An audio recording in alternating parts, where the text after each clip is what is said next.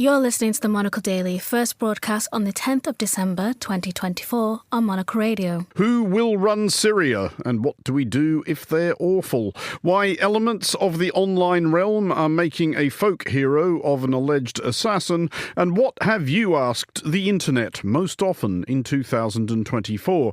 I'm Andrew Muller. The Monocle Daily starts now.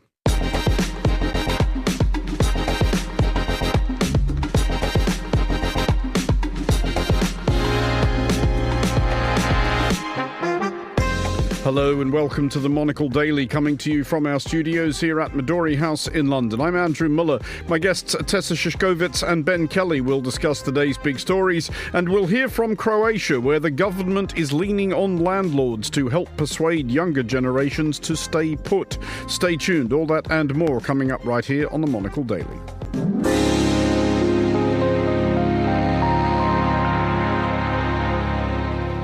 This is the Monocle Daily, and I'm Andrew Muller, and I am joined today by Tessa Szyszkowitz, UK correspondent for the Austrian weekly magazine Falter and author of Echte Engländer, Britain and Brexit, and by Ben Kelly, senior audience editor at Newsweek. Hello to you both. Hello, good evening.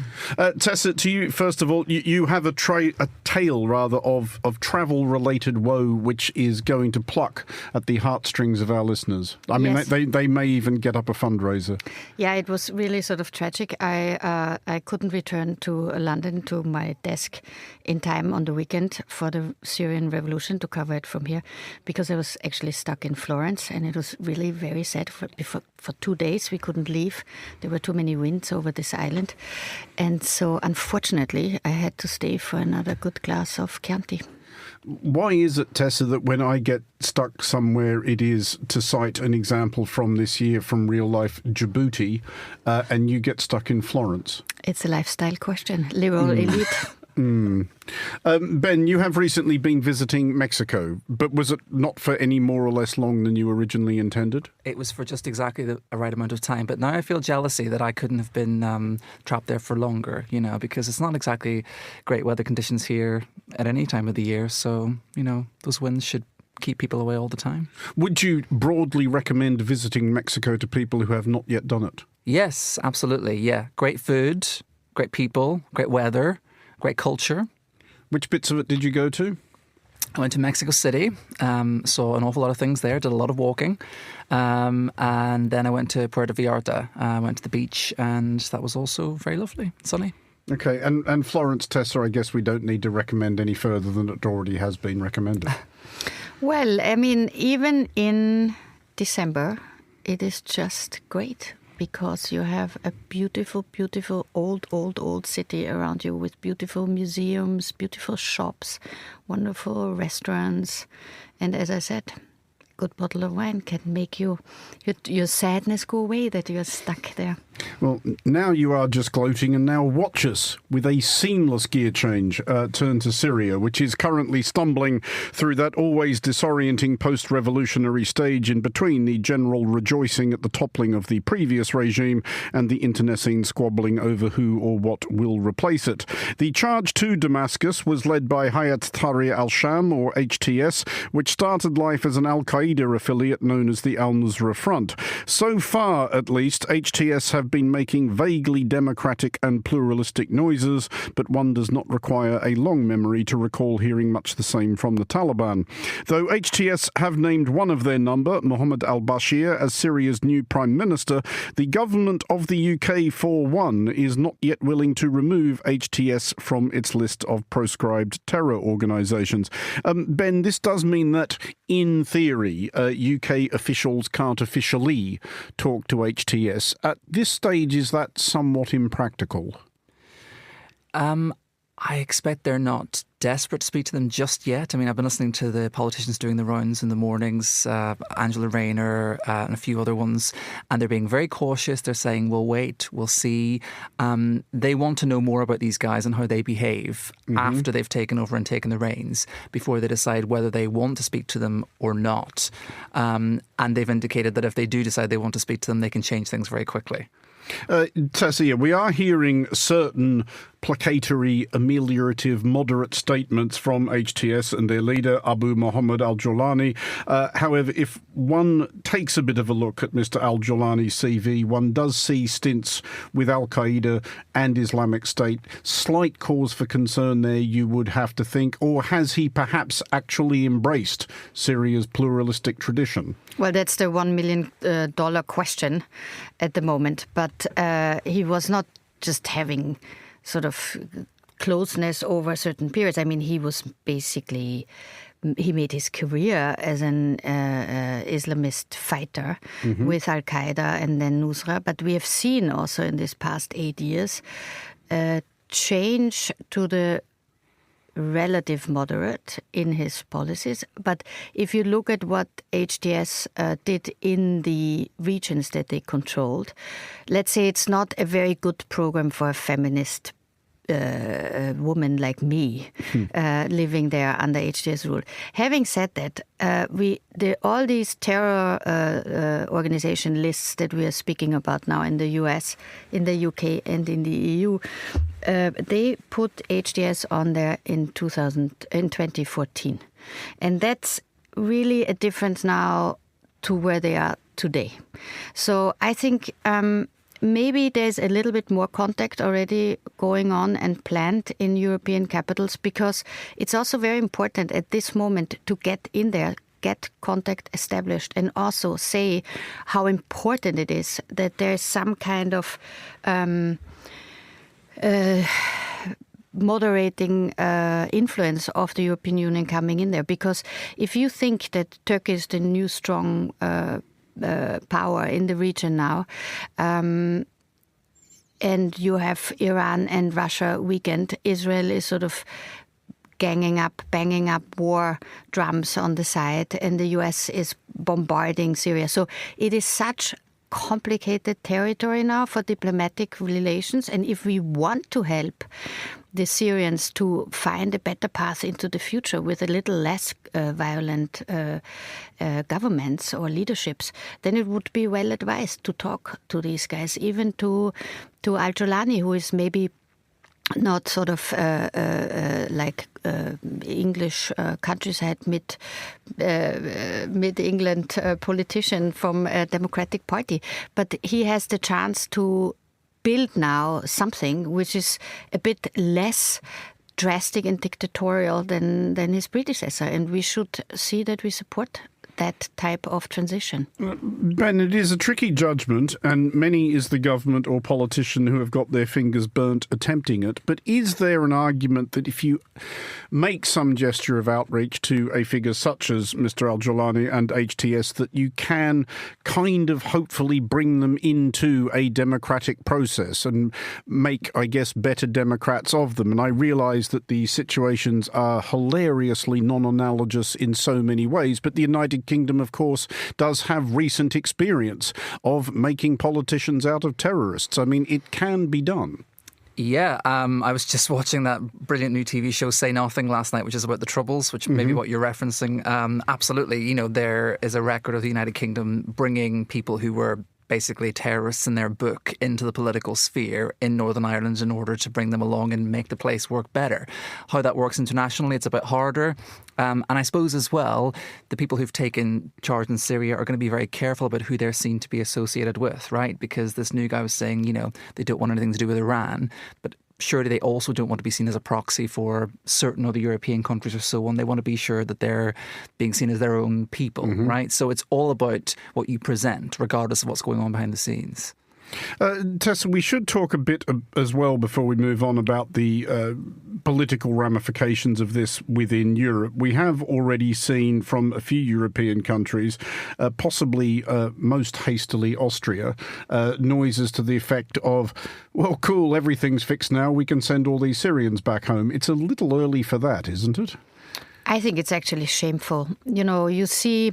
I was going for the droll understatement. You see, understatement.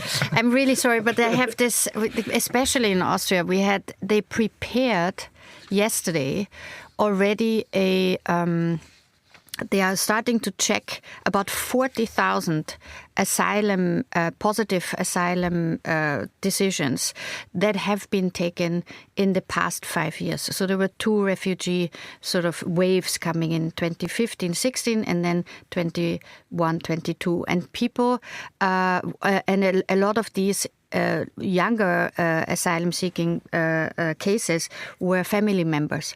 So people finally got their children on their wives into Austria. They are sort of established already. They go to school, and now they are trying to send them back before they even know if Al-Jolani and HDS is turning into an Islamist state. So I find this really absolutely irresponsible. I do understand that people will want to go home. But I think if there's a situation that the Assad regime is removed and there's a possibility to go home, a lot of people will go home anyway. So I think we don't need to help this with now xenophobic rhetorics along, because that's just very, very dangerous. And it opens the door also to more abuse. It's sort of, in any case, difficult enough, the situation. But you have elections in Germany. You have also in Austria an attempt to make a government now without the far right. And this, of course, is now a big sort of game. Who can be more quick in asking the Syrians to go home, which is really, really shameful. If you think that we just saw all these images from the Sinai prison being opened and all these miserable, terrible conditions that people were living under there for years and years. And in October, the Austrian government, together with the Italian and the Hungarian government, were thinking to re-establish diplomatic relations with Assad. And having a look at the pictures from Sinai, we should really rethink our strategy of too quickly sending people home to countries that are absolutely not safe. Well, to the United States now, and to an especially wretched demonstration of partisan dementia. Basically, many of the same people who condemned, for example, the risible Trumpist vigilante Kyle Rittenhouse, who shot 3 Black Lives Matter protesters in Wisconsin in 2020, 2 of them fatally, are celebrating Luigi Mangione, the suspect charged with last week's murder of UnitedHealthcare CEO Brian Thompson in New York City. Mangione, arrested earlier this week in Pennsylvania, has become the object of a social media cult, much of it, in fairness, in jest and or dubious taste, but some of it apparently convinced that Mangione might have struck a blow for something or other. Ben, this may be, and indeed stop me if this is, a limp, tepid, centrist position, but murder's bad, isn't it? I think generally that's what we all agree, yes. It has been very curious watching the reaction to the story. So many people celebrating the murder last week. And across party lines, seemingly, I mean, insofar as you can measure online discourse. But we have done at Newsweek, and we've looked into it carefully. And there was this sense of conservatives and liberals finding common cause to sort of hate on the man who'd been killed. And then, as you say, another section of people sort of celebrating the killer as you say, striking against what they see as being the greed of American healthcare insurers. I think the post by UnitedHealthcare sort of eulogizing their boss had more crying with laughter emojis than any other emoji. This was the reaction online. It does show that people have a particular kind of venom for this industry. I suppose that then grates when it comes up against a person, a man who, a father of 2, I think, who's been gunned down on the street, and raises questions over whether that's a deserved response to whatever it is you're feeling, whether it's physical pain, whether it's the loss of someone that you love, or whether it's just repeated knockbacks from a health insurance system that, let's face it, doesn't want to pay out an awful lot of money to people. That's what they're stood accused of by the average American. Tessa, is there any hope, do you think, that this might, dreadful though the incident is, prompt any kind of useful discussion in the United States about its absolutely bizarre system, or indeed non-system of healthcare? Because while I'm trotting out these sort of limp, tepid, centrist positions, I'm going to go ahead and say that I think if you get cancer, you shouldn't have to lose your house. Yeah, exactly. I think the anger against insurance companies not doing their job properly was expressed in this delay, deny, defend that was found engraved on the bullets. And that doesn't make this murder any more it's totally inexcusable, of course. And all this online reaction, I find it shocking. It shows you also how it's normalized now, violence on the streets in New York. But the anger about insurance companies not doing what we pay them for is really very, very big. And not only in the States, where insurance and these whole legal cases are even more controversial than here, but all of us have these cases, I think, where you feel that, especially this kind of delay tactics.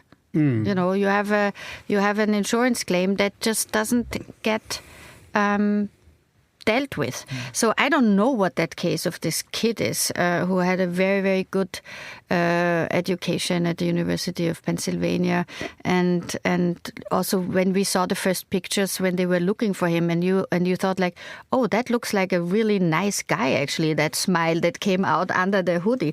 So there's something, this radicalization that he went through apparently online. And started sort of taking these pamphlets and talking about violence and revenge and all this kind of things is quite irritating, because that is not so to speak necessary case, and I think it has less to do with the insurance companies, but with something else that snapped in his mind, as you said, with the social media access and polarization. Because there is plenty there in the situation of American healthcare, Ben, that you could decide to get radicalized about, and not necessarily without reason. By one estimate I read looking this up, 62% of bankruptcies in America are caused by medical expenses. 100 million Americans at least are carrying around some measure of medical debt. And I think to most citizens of developed countries, this just sounds completely unfathomable. I mean, all of us sitting here, if we were to get sick tomorrow or have an accident on the way home from here, I mean, that will be painful and it will be unpleasant. It will not cost us a bean beyond what we obviously pay to keep up the NHS in taxes. But the specific radicalisation that gets a person to this point, is this something new, do you think, which is animated by social media? I mean, people have always self-radicalised to the point of committing murder. That's not a new phenomenon in itself. Yeah, I don't think it's particularly new. And I think that if you see someone that we don't know exactly yet why what his personal circumstances are, if he's lost someone or what his exact grievance is. But if you've seen someone die or lose their livelihood or something like that, and these guys are not paying out, then people can snap like that. I don't think you have to go down any rabbit holes online. I think that you can be, that sort of vengeance is one of the oldest stories in the book. People are calling them sort of Robin Hood, that kind of vibe. And that's kind of what it is. I mean, I was trying to look earlier on, UnitedHealthcare are rated worst for paying out people their claims. 32% of claims denied, which the average apparently is 16%. So they've got a really bad record. So let's wait and see what this guy's story is. But yeah, I think this is a very classic sort of base response that this guy's had, albeit very tactical. I'm not sure how much you would need to have been radicalised online to just think, you know what, these guys are the bad guys, I'm going to go for one of them. I'm sure a lot of other people have thought it as well. But to go back to your earlier point, is this going to make things change? How much can a gun crime in America shock people at the end of the day? Well, I mean, I was going to ask Tessa just finally on this, is this the same vain hoping as we do after every school shooting in America, that maybe this time we'll have a serious conversation about this? Well, usually it's the other way around. I mean, people say like there need to be more guns around schools in order to protect the kids from the next shooting, and then it doesn't. And we have an administration coming in which is also not known to be very cautious when it comes to guns in the hands of American citizens. Plus, it's also, the American social system is just a very it's a lot more difficult in America to pay proper insurance and get proper medical treatment. We are in Central Europe. We are really spoiled. Also in the UK, even if people constantly complain here about the NHS, but in the end, you do get help. Medical help. So we'll see, as you say, we don't know what his case was. But it's really something where America is going in the wrong direction. More guns, less sort of state, social and healthcare networks that at least some presidents used to fight for years ago. So under Trump 2.0, this will probably not increase in the right direction. Well, now to one of the Monocle Daily's occasional challenges to a panel full of journalists to overcome the trade's customary stoic reluctance to talk about itself. Because, almost as if determined to demonstrate that there is no idea so silly that a newspaper proprietor cannot have it, the owner of the Los Angeles Times, Patrick Soon-Shiong, has announced plans to incorporate into all LA Times articles an AI-powered bias meter, which will somehow alert readers to the level of prejudice lurking in the subtext of a given story. Ben, Newsweek, your organisation does have a fairness meter. How does that work? Oh, yes. Well, I think there's a difference in the two. The fairness meter is basically an opportunity for the reader to rate the story after they've read it, to decide whether they think it was leaning too far left or right, or whether it was, you know, in the Goldilocks sphere in the middle. By which always actually means, did you agree with this story or not? Well, indeed. Yeah, there is that risk. I mean, we haven't run it for long enough yet for me to give you any, you know, top-line results. But, you know, as I was explaining to Tessa earlier on, you do find that it's obviously the more, you know, extreme topics or more excitable topics that people sort of weigh in on and so on. It is going to have a certain element of bias. Are you yet finding, though, that you are getting people reading exactly the same article and getting roughly equal distributions of people thinking you're a bunch of MAGA fanatics and also a bunch of revolutionary communists? I can't think of the exact examples, but yeah, you certainly can get things that pull people into the middle. Yeah. You get enough on both sides. I mean, it's a little bit like when, you know, for example, when the BBC covers Israel-Palestine, and they often get equal complaints on both sides. No, I was thinking about this from my own experience, especially when you write about that subject. You will get roughly equal amounts of emails from people who've all read exactly the same words and have made absolutely opposite inferences about your biases. Oh, yeah. Because they project their own onto it, which raises the question, Tessa, when people talk about a news article being objective or unbiased, they just actually mean, I agree with this. Yes. Because everybody thinks their own view is baseline normality. Yeah. And I think we got...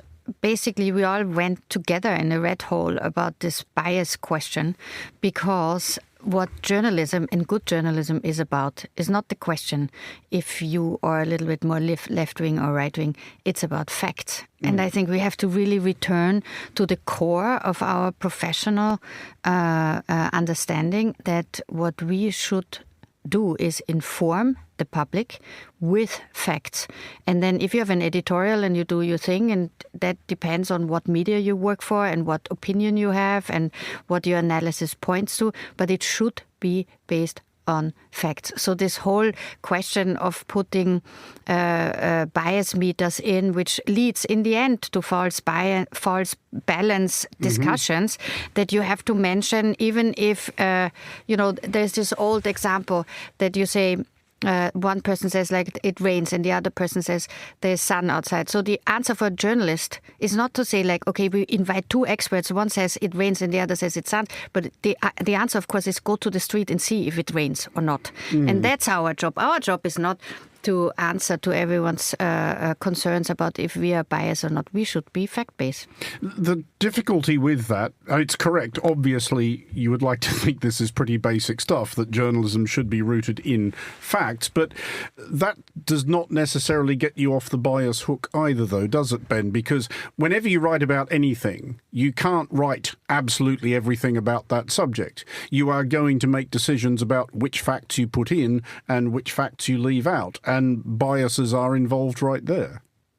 Yeah, and I suppose what we would aim for is a sort of smattering of stories. So let's say, for example, on Newsweek we cover, that people are rejoicing online at the murder of the CEO. We are covering that response and obviously detailing it because it's quite shocking and interesting and voluminous. But that doesn't mean we're also covering, on the other hand, what this means for the healthcare industry. We're covering different elements of the same story, not all in the same story, but across the same board. It's kind of like a TV channel or a radio station that hosts lots of different views, but not all in the same time slot. I think that's the way that you go at this, because you can't have everything in every story, or you just can't.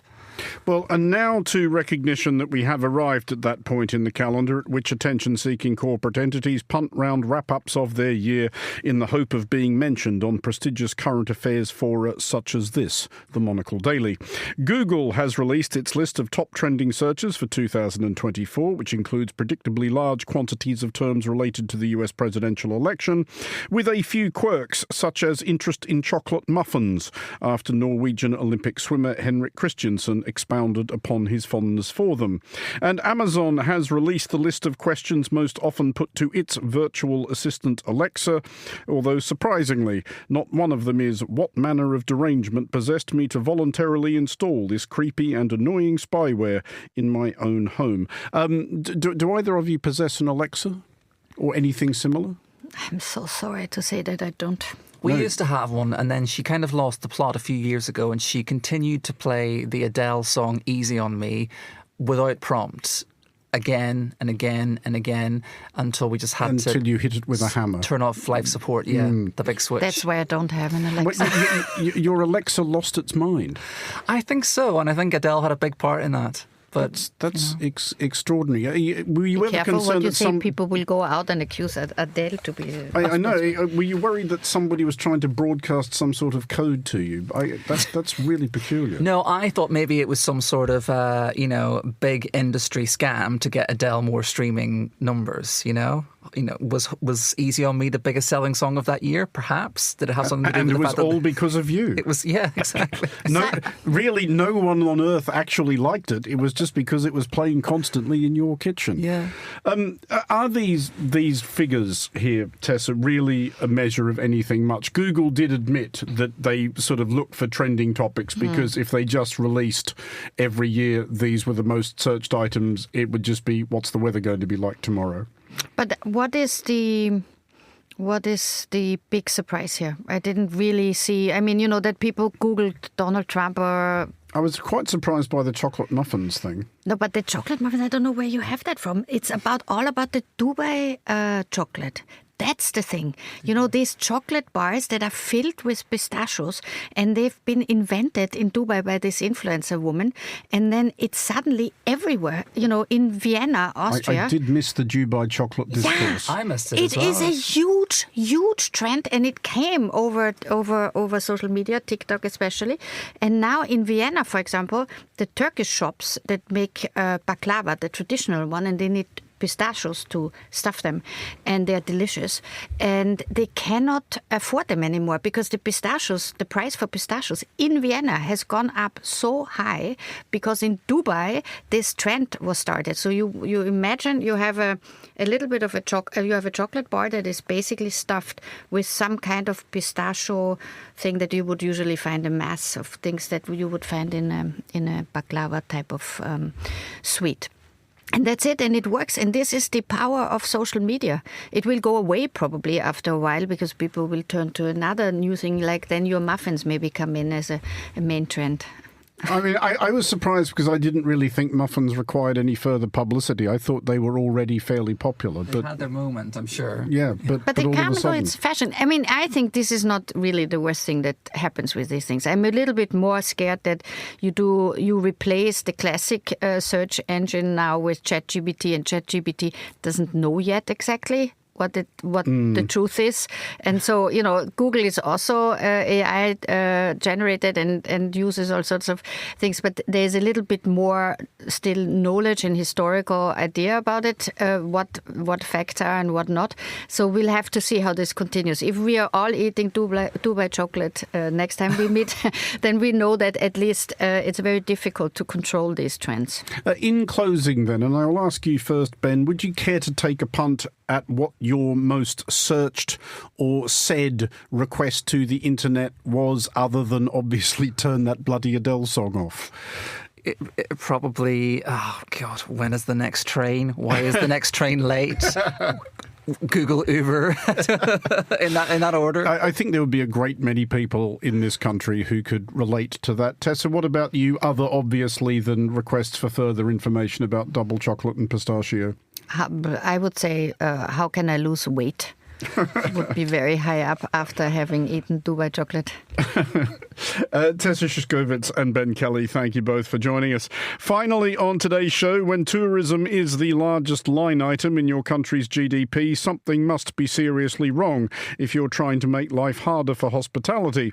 But that is actually the plan in Croatia, where the government wants to increase taxes on short-term rentals. The motivation isn't the excess of visitors, but a shortage of young people.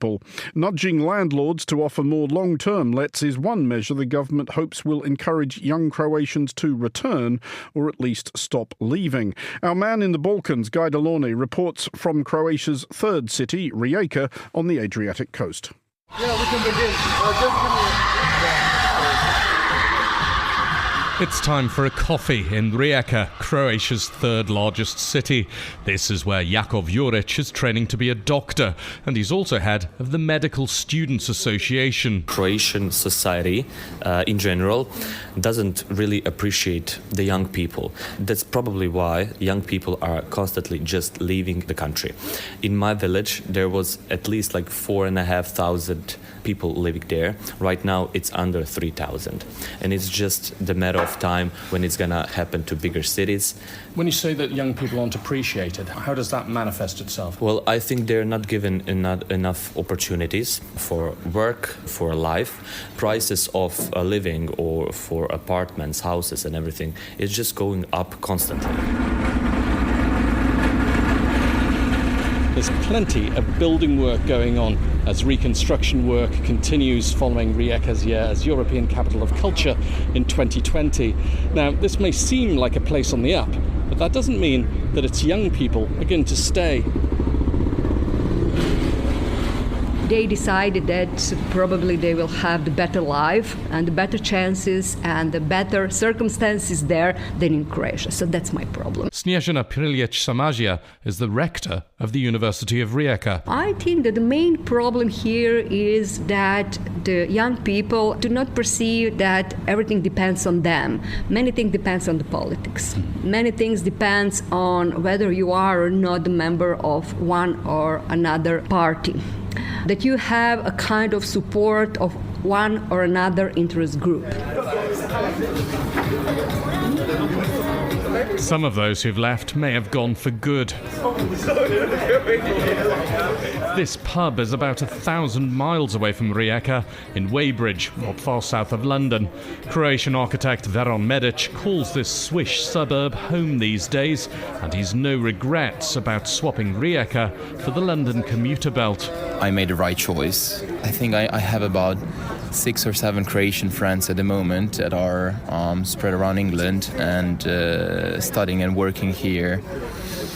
And I don't think any of them has plans to go back home in a near future. What do you think the consequences are for Croatia of all this young talent leaving, as it has done, in its tens of thousands? The fact that some of the brightest minds are not in Croatia at the moment, I think it's ridiculous, and I think it should definitely change. They should try and find a way to make Croatia a place that where young people want to stay and build their careers. Even the considerable charms of the Adriatic coast won't be enough to lure Veron back to Croatia, not for more than a holiday at any rate, and that stance is typical of many Croatians who believe that career opportunities and higher pay outweigh ties to the homeland. So now Croatia's government is trying a fresh approach involving financial incentives. People who return from other countries will be exempt from income tax for 5 years, and there'll be new taxes on holidays holiday homes to encourage property owners to make long-term rents available for young people and families. That's on top of a range of incentives already available for prodigal Croats. The incentive is 7,000 euros if you are coming from abroad. But the precondition is that you are going to be self-employed person. Željko Markovic runs the government's I Choose Croatia program in Rijeka. We are now developing a larger national package. The new government was formed, and for the first time Croatia has Ministry of Demographics and Immigration. It's basically called that. So we are through various measures we will try to return our people from abroad. I wouldn't say bribe, a little bit of incentive. Let's sugar it up, let's say. But money alone won't be enough to bring prodigal Croatians home or stop the next generation from leaving. Since Croatia joined the European Union 11 years ago, its young people have been taking full advantage of the bloc's freedom of movement. The national census shows the country lost 400,000 people over a 10-year period. That's a tenth of the population. Rijeka's city leadership are hoping that bonuses for births will do something to reverse the decline, but they recognise that housing is a bigger issue. Newborns, we doubled the amount of money for that. We doubled the amount of money for the high school and student scholarships. Marko Filipovic is the mayor of Rijeka. The biggest problem is this suitable housing. This is something that cannot be solved on the city level. The answer is also to combine all the mechanisms that we have on the national, regional, local level to help those people to rent, to buy in the end those apartments and finding the best model. Perhaps the new taxes on holiday lets will cause the tide to turn and open up more affordable housing for young Croatians. But the path to other countries is by now extremely well travelled, and those who've watched the successes of others growing up may feel it's the easier route to take. For Monocle, in Rijeka, I'm Guy Delaunay.